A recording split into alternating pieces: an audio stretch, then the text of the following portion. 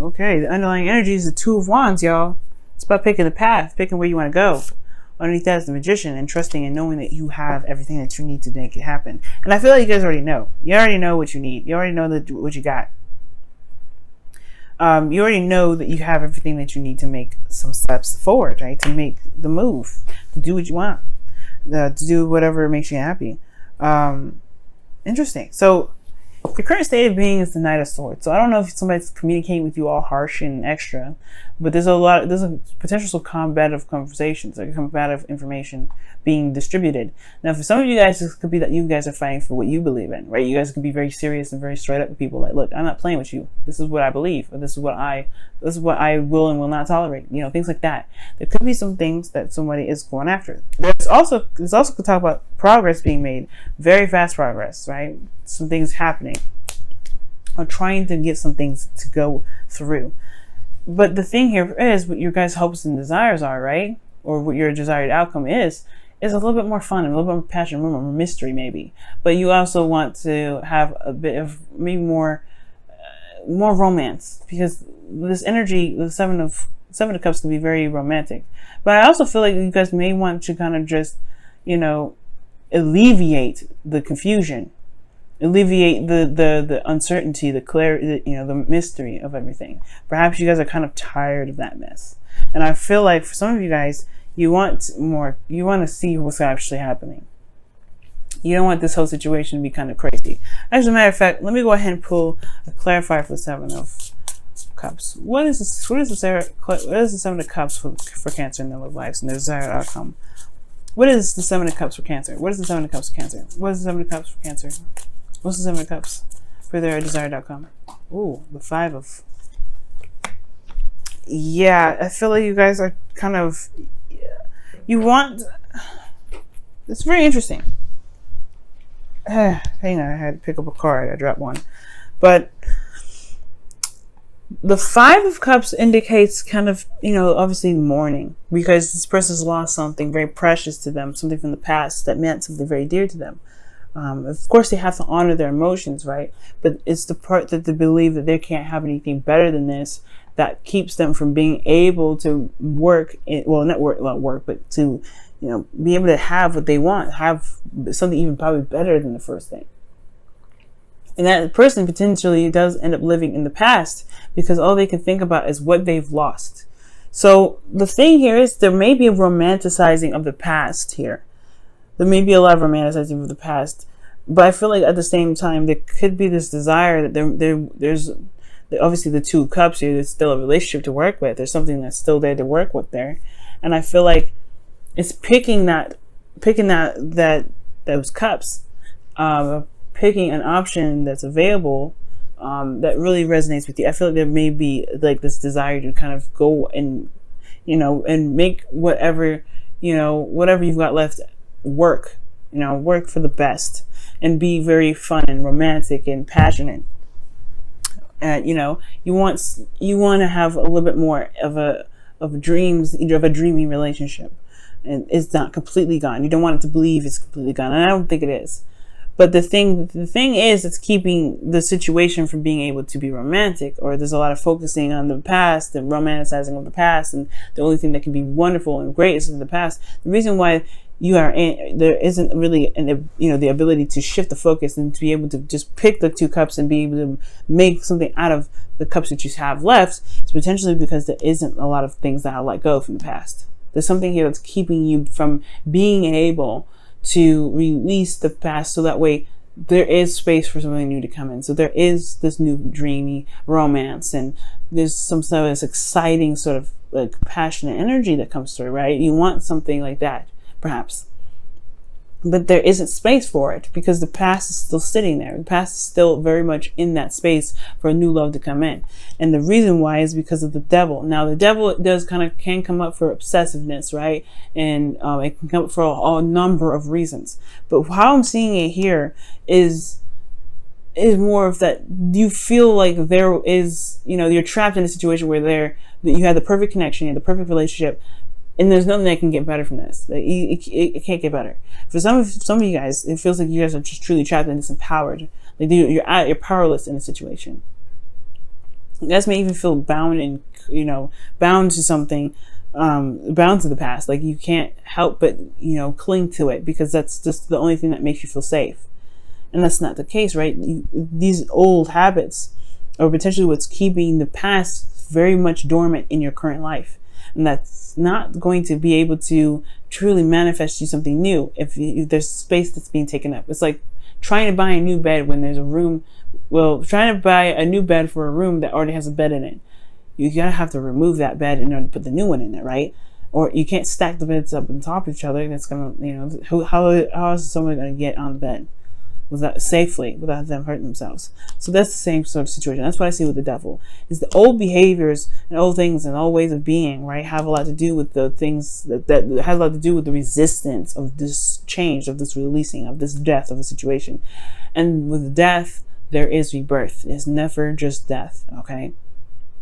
Now, the advice to kind of help you guys to get what your desired outcome is, right? To be able to have a romantic relationship, maybe not is the same as the past, but something something even better potentially, right? Is the high priestess. One that has to trust themselves to be able to get what they want, right? But they also have to be very in tune to what they feel. Now, as I was pulling up before, it's like somebody may be, some secrets may come to light, some things may come up from the surface that was hidden. I feel like there has to be openness. Now that would, the high priestess came up before, I feel like honestly what it was trying to tell me, which I was reading that message for someone else, maybe someone else in the reading may needed to hear that, but the high priestess for you guys for this situation is about being open. It's about allowing things to come to you and not clinging to the past and not clinging to things that are, that are no longer, that are no longer there. It doesn't mean it will never happen again, but it's going to require patience for it to come back in. It's going to require healing and loving within yourself, for the things that you're feeling. So for there to be the release that's needed and for things to come in. That there's trust and fundamental of that, trusting that it will come back, trusting that something amazing will come in. And you guys have the magician underneath here. You have everything that you need. You have everything that is necessary to manifest what you want. You have the tools. You have the knowledge. You have yourself.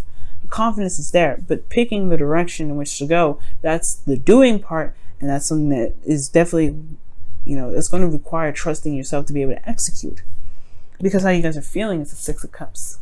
Now, I already seen this, and I knew that there was something regarding the past and holding on to it potentially that was coming up, but I wanted to see why the Seven of Cups itself is coming up in here. And I feel like you guys want romance just like from the past. You guys want to feel like you're in that relationship again, or something very similar, that innocent new love, that connection that was just profound.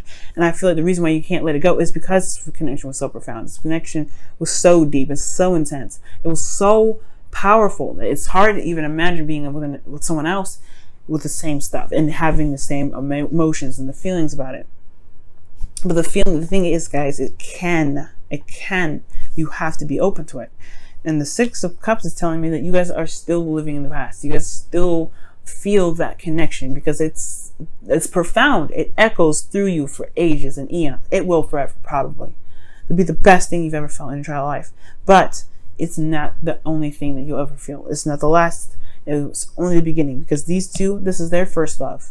This is their first time ever getting together. This is their first time ever feeling anything for someone, right? This cooties, they're children in this card, right? So this is their first time being okay with allowing themselves to be vulnerable with one another. But this is not the only time that they'll ever be vulnerable. This is their first time, but it will never be their last. Then that's the thing. This will never be the last. To believe that as so, you are holding on to something that will potentially keep you from be able to manifest something new. And you deserve that. You deserve happiness. You deserve romance. You deserve to be in a beautiful relationship, right? That's what correct me if I'm wrong, right? But it's going to require you to trust that it will come to you again. It's going to require you guys to trust that.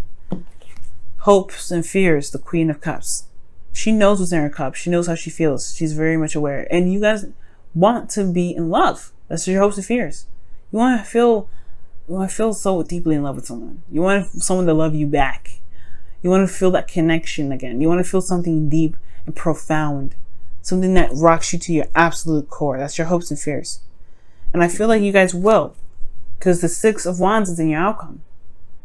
You guys are not the same Cancer from last year. You have a lot more experience. You guys have, are very much aware of the situation around you. The Six of Wands talks about recognition and victory through your efforts. And the effort that is talking about here, I feel, is about the internal journey. The internal journey in regarding to making peace with what has lost, but knowing that it will never be the last. And the thing is, it's like, yes, this connection was so profound and so strong, it's hard to release it. I'm not saying you to release the connection. I'm telling you to release this feeling, this pain that you may have, or this toxic kind of, behavior that you may have conjured up that makes you feel like this is the only time ever you'll ever have this love. Because I'm telling y'all, the Six of Wands there's a victory. You'll be recognized, you'll be seen. That's a really good step. You free yourself from being feeling trapped in a situation that you believe will never happen again. Trust me, Cancer. Trust me. Let's go ahead and see what's going on with your wisdom of the Oracle. Okay.